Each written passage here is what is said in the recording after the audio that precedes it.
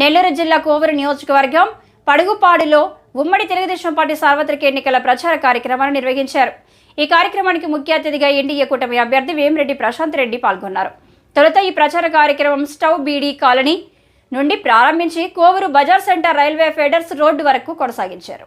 ఈ ప్రచార కార్యక్రమంలో అణువణువున కర్పూర మంగళ హారతులతో ప్రజలు బ్రహ్మరథం పట్టారు. అనంతరం ప్రజా సమస్యలపై స్పందించి కొవ్వూరు నియోజకవర్గంలో అభివృద్ధి శూన్యమని అధికార ప్రభుత్వంపై నిప్పులు చెరిగారు.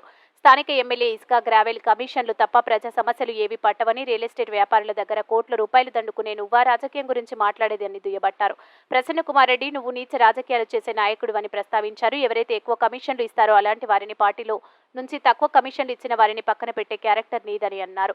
నియోజకవర్గ ప్రజలు మార్పు కోసం తెలుగుదేశం పార్టీలో చేరడం జరుగుతుందని, అది ఓర్వలేని మీరు అడ్డు అదుపు లేకుండా మహిళను కూడా చూడకుండా మీరు వ్యవహరిస్తున్న తీరును ప్రజలందరూ త్వరలో మీకు ఓటరు రూపేణా తగిన బుద్ధి చెబుతారని తెలిపారు. అదేవిధంగా ప్రజలందరూ తమ అమూల్యమైన 2 ఓట్లను సైకిల్ గుర్తుపై వేసి ఎమ్మెల్యే అభ్యర్థిగా వేమిరెడ్డి ప్రశాంత్ రెడ్డిని, ఎంపీ అభ్యర్థిగా వేమిరెడ్డి ప్రభాకర్ రెడ్డిని అత్యధిక మెజార్టీతో గెలిపించాలని కోరారు.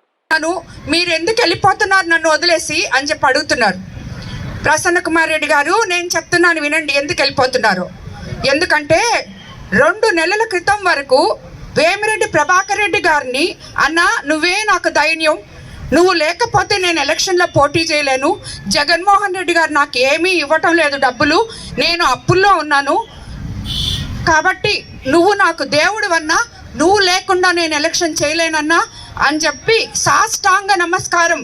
మళ్ళీ నేను వచ్చేదాకా కూడా ఆగి, అమ్మ ప్రశాంతమ్మ నువ్వు దేవతవమ్మా, నువ్వే అన్నకి చెప్పి నాకెట్లన్నా చేపించాలమ్మా అని చెప్పి సాష్టాంగ నమస్కారం తను తన కొడుకు ఇద్దరు చేశారు. 2 నెలల ముందు ఇది.